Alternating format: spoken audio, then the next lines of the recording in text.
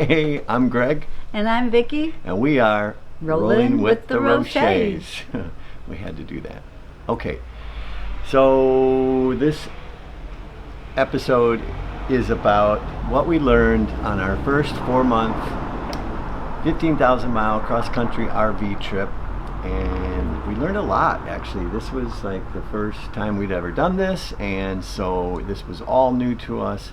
We had done quite a bit of planning ahead of time, but there's a lot of things that we learned. So we wanted to do the top 10 things that we learned in our first RV trip.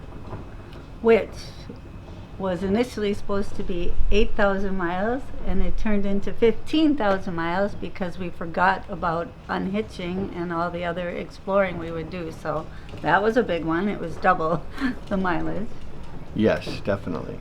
So the number one thing was planning reservations versus just boondocking. So we had planned to hit a lot of national parks, and so that required, especially the months that we were traveling in through the high season, the summer months, it required reservations inside those national parks. However, that being said, if we would do it again, I think we would do a lot of just kind of boondocking and also just kind of winging it and getting to an area and then maybe 50 to 100 miles out say, okay, where are we staying down the road? Because we did that a lot and it worked really well, right? Yes. So if you're... Except Oh, go for ahead. the one time that we were going to boondock according to the GPS, which was supposed to take us into this fabulous place where there would be no one and we Right. could stay for free, and it sounded good, but Yeah, that's one thing we really learned about boondocking. Don't trust the GPS coordinates on those apps or those websites, because a lot of times they lead you down roads, which a couple times we did, and we were stuck. We had to back up like a quarter of a mile on one. The other one was an absolute nightmare where we got totally stuck, could not back up, and ended up doing about a 3.5 hour creepy crawly winding thing through this washed out gravel road in the middle of that was the Black Hills. That was scary. So in retrospect it ended up a good thing, because had we stayed there, it poured raining the next day and we would have been stuck, not able to get out, and I don't think anyone could have found us either. And our telephone wouldn't work because it was Yeah. so remote. yeah, that was actually in hindsight. Our Ricky and Lucy Yeah. long trailer moment for certain. Yeah. So if you want information, the websites that we use that we think are really top notch, one is camppendium.com. The other one is freecampsites.net. I'll put those in the link below. And we really like those because they give you not only the boondocking out in the wilderness areas, but they also give you places like Cabela's, Cracker Barrel, Walmart. Casinos. Casinos were great. We love casinos. thumbs up on casinos. So the number one, recapping this, number one thing we learned was planning and making reservations versus boondocking. I'd have to say we'd probably boondock more.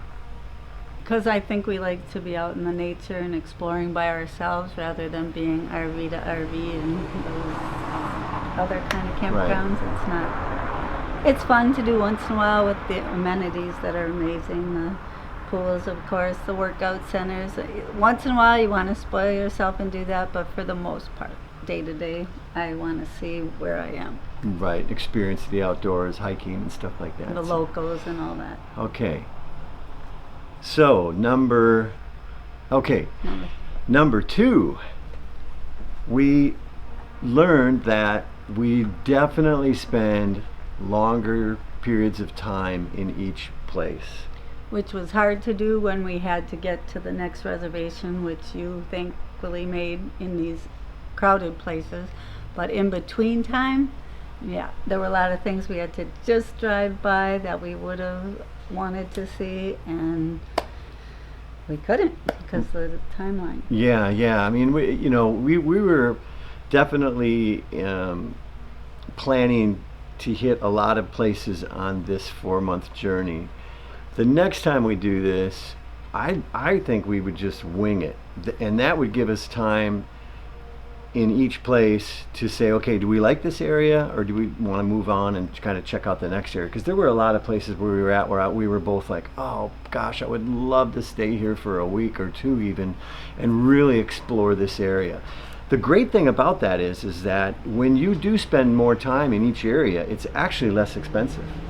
Right, because you're not moving, you're not spending the money on the gas, you're not. Well, plus you get better rates, as opposed you get weekly discounts and monthly discounts if you're staying that long, as opposed to your nightly rate, which is a little bit higher. So you can really cut your costs down by staying in one place a lot longer. True. And then you can shop for that time and, you know, plan Right. ahead and make meals that you can reuse some of the same ingredients in, and just the planning to do it less expensively. Yeah, yeah. Okay, and number 4. Ooh, this one I like. That we can live in places that we could not afford to if we were to go and rent or buy a home, such as. Definitely, like Jackson, Wyoming, Jackson Hole. I think that's where the light bulb finally went on when we were in Jackson Hole and we were walking around and looking at some real estate, and I was like, woof, there's no way we could ever afford property or be able to live here. And then the light bulb went on and we were like, wait a minute, we're staying just down the road for what was like $17 a night or something, full hookups, internet, cable TV. It was crazy. Electricity, water, sewer. And then that's when we kind of both looked at each other and said, oh my gosh, we can live in these places. And if we were to stay longer, it would be even cheaper than that. Yeah, exactly. So that was really an eye-opener to us. We came back home and we were like, holy smokes, we can live in Napa Valley, California for the summer. We can live in the coast of Oregon. Yeah.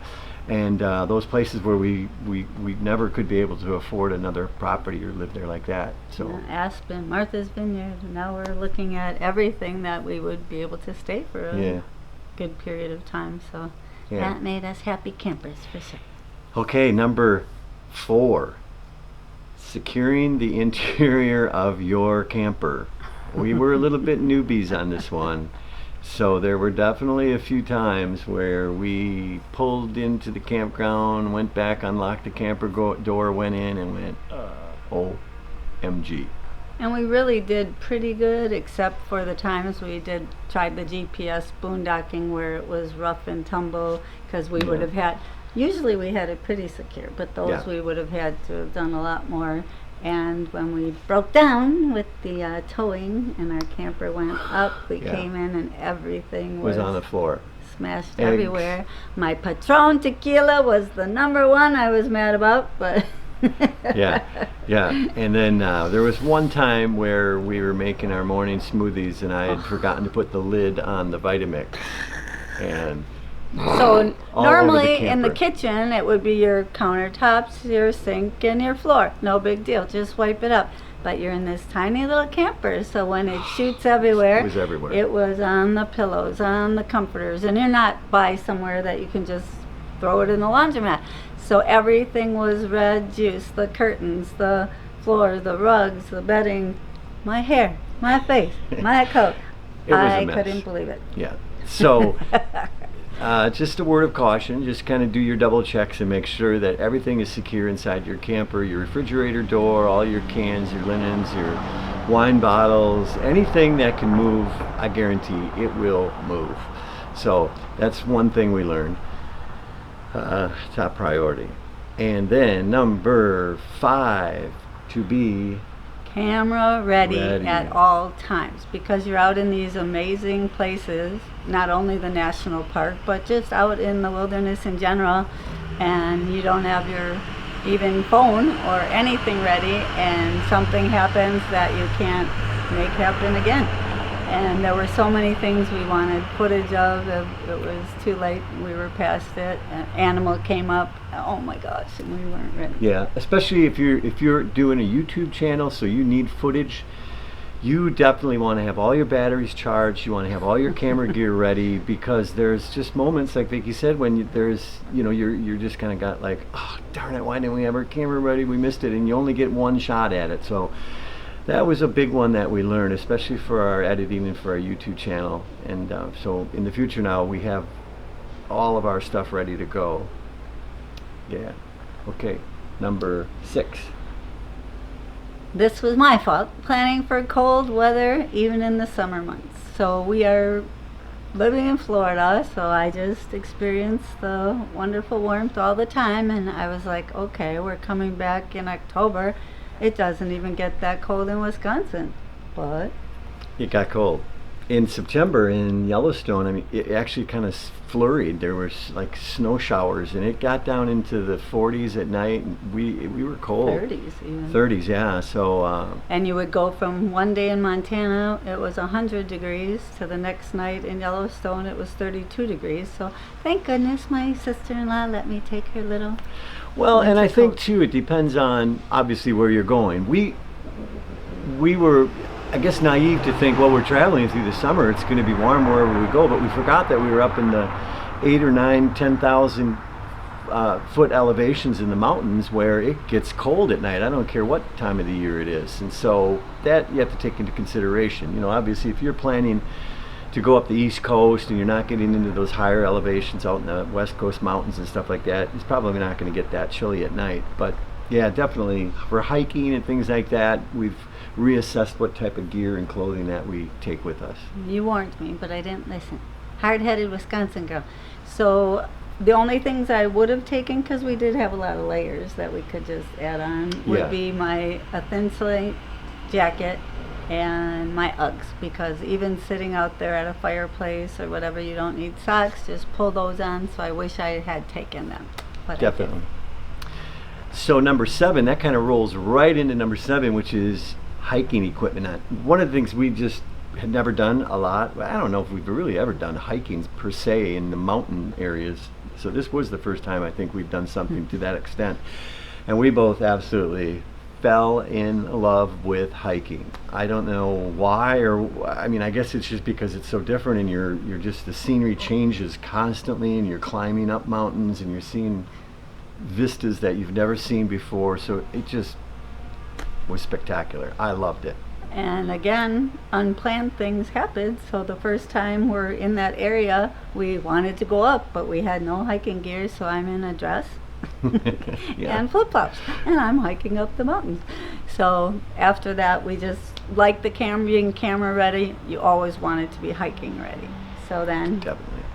you went out and invested in hiking poles. So the hiking equipment, yes. I bought the hiking poles, which Vicky was not big on at first, but I'm short, a foot shorter than him, and most of it short legs, so that really helped me going up the high rocks. But actually, I liked it more so for going down, because a lot of it is Yeah. very steep, and that it would actually brace you and hold you down, and saves on the old knees and hips and that type of thing, although of course we're way too young to start thinking yeah, about right. that. No, actually, we were going up Ptarmigan Trail in Glacier National Park, and there was an older gentleman coming down. And I asked him, I said, hey, do those really make a difference? And he stopped and he told us, they will extend your hiking by 20 years. I think he was like 70 years old. And he said, they're amazing. And that's, I think the next day we went out and we bought them. And then I was like, oh my gosh, how were we hiking without these? I mean, they really make a difference. But hiking equipment is really important. And like boots, we didn't have any hiking boots when we first started out. Pants, we didn't have any hiking pants because Didn't think of we it. didn't think of it. And the thing of it is, we were wearing like sweatpants, and when we'd get down from the mountain, especially when we were going through some tight, a lot of vegetation and brush and stuff, they'd just be loaded with burrs and all kinds of twigs and everything. And hiking pants, nothing sticks to them when you're hiking. So just stuff like that we learned is really important to have and invest in. Nice thin ones, because initially, of course, it's hot out and we're hiking in shorts and getting scraped up, scratched, and bloody, much less thinking of any critter Yeah. that could take a little nibble. But what I wanted to say about hiking boots too was, initially I didn't think I needed those, so I was in my tennis shoes, which was okay, but going up the heavy rocks and that. You just want something where your ankle is not going to twist and be secure. But so I went and bought some, and they run small, all hiking boots. So I would suggest getting minimum a half a size bigger, and if you want a thicker, heavier sock in the cold, up to even a whole size bigger. So I had to return those and couldn't wear them the whole trip. So that was another. Yep. Number 8. We love it. We absolutely love it. So I think this is a question a lot of people ask, how as a couple you're in this tight little quarters, and how did you get along? Did you fight a lot? A lot of our friends were like, oh my gosh, how did you do it? I could never do it with my spouse. And I said we didn't fight any more or any less. yeah, it was awesome. I mean, Same. and I think it takes a certain type of relationship to be able to spend that amount of time together in a tight quarters and get along. For Vicki and I, we've always been a couple that does things together. Work together, play together. Play together, yeah. We're always together. So it wasn't really anything really new for us to be together that often.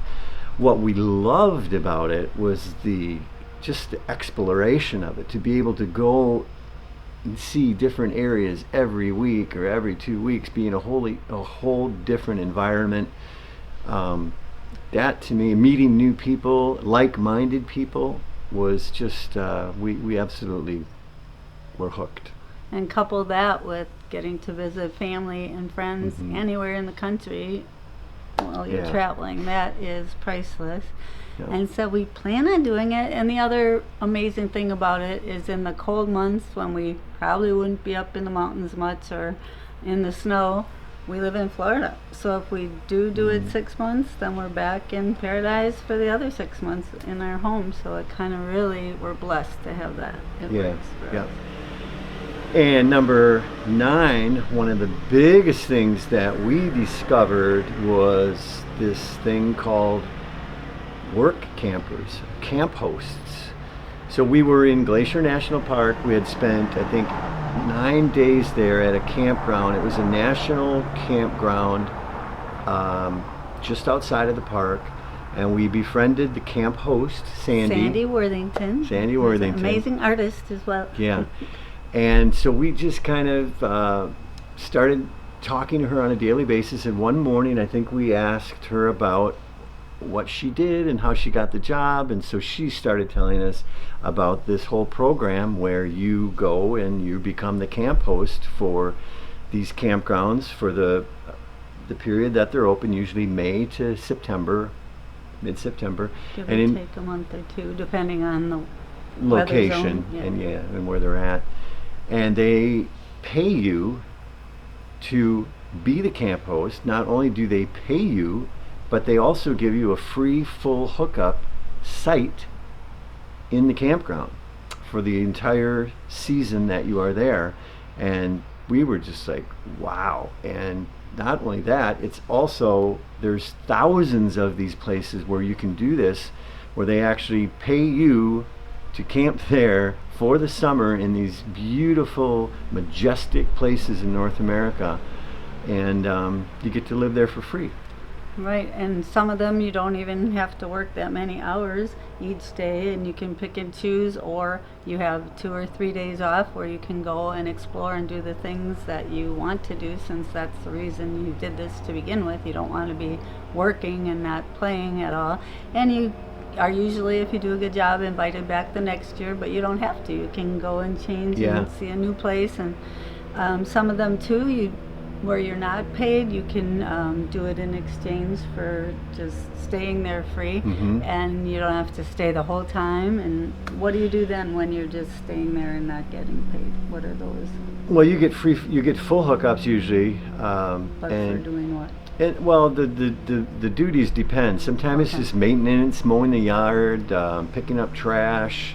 It's not always having to clean the restrooms, which a lot of people, us included, probably not on our top priority list. But so it depends. You have to go through each one and really research it. But happyvagabonds.com is the big one that we go to a lot to research and see what's out there. But there are things like, we found a place in Northern California that paid you $3,000 a month and gave you full hookups, free Wi-Fi, internet, free laundry, free firewood, everything, plus $3,000 a month, basically to just be the camp host. And it was a relatively small campground in the big redwoods of Northern California.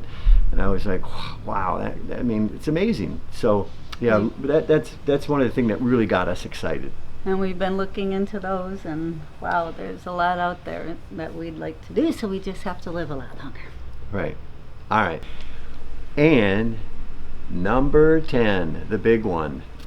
Before we left, everybody said, oh my gosh, you guys are going to gain 30 pounds each. You're living out of a little camper. You're going to be eating all junk food, blah, blah, blah, blah, blah. You're not going to be going to the gym and exercising. And it was the exact opposite. That's it. Because they said you're not going to even get up to go to the restroom in the night, go walk to the kitchen to get your next snack or whatever. But it was the opposite for us, of course, because not only weren't we just walking flat land in Florida, we were climbing up mountains for 3 or 4 hour hikes every single day. We got in great shape and we lost weight. Yeah, I mean, I lost like 25 pounds, believe it or not. I probably lost 10. Even the dog got skinny. Well, and I think one of the things too is you got to remember when, especially when you're boondocking, you're in areas where the nearest grocery store is 25 miles one way. So it's not like you can just run out and grab, a cheesecake or ice cream, or you got to really plan ahead. And I don't know, I think too you eat less for some reason. You're not focused on food or laying on the couch watching TV. You're out, you're living outside, yeah. And you're doing things. And then we loved grilling out, having a fire, and a lot of times we just didn't even use any dishes. We would just grill in foil and grill our meat, our vegetables. We were eating healthier, yeah. And we didn't we just wouldn't buy the snacks to have that available. Well, because we don't have a lot of room. It's not like, you've got a huge kitchen with all these cupboards where you've got all your chips and everything stuffed in there. You're very limited, well, in our camper anyway, of the amount of storage that you have. So we couldn't have a lot of groceries. We had to be really efficient on what we were bringing with us. So we had to focus on protein, veggies, stuff like that, and so all the other stuff we just couldn't bring because there was no room for it. And quite you didn't honestly, make big batches of chili or spaghetti or whatever because there was no room to store the leftovers. So you bought smaller amounts and you ate smaller. I think it wasn't a focal point anymore. No, and plus we were getting up every day and we wanted to see, what was out our door in the different areas we were. So we would, I mean, my gosh, we were hiking some days, we were like 30,000 steps on our Fitbits. And again, like Vicki said, that's not flat. That's going up mountains and back down, sometimes 2,000 and 3,000 foot elevations we were going up and back down. So yeah. Anyway. Yeah, it got your heart rate up just walking because it was up. Yeah. But and we tried not to eat out a lot, so we weren't spending it on that. Yeah. We found out from the locals where the dollar tacos were things when we wanted to experience eating out. Right. Anyway, that's our top 10 things that we learned, and we appreciate you checking out our channel. So please subscribe if you'd like to see more RV related content, and have a great day. Bye.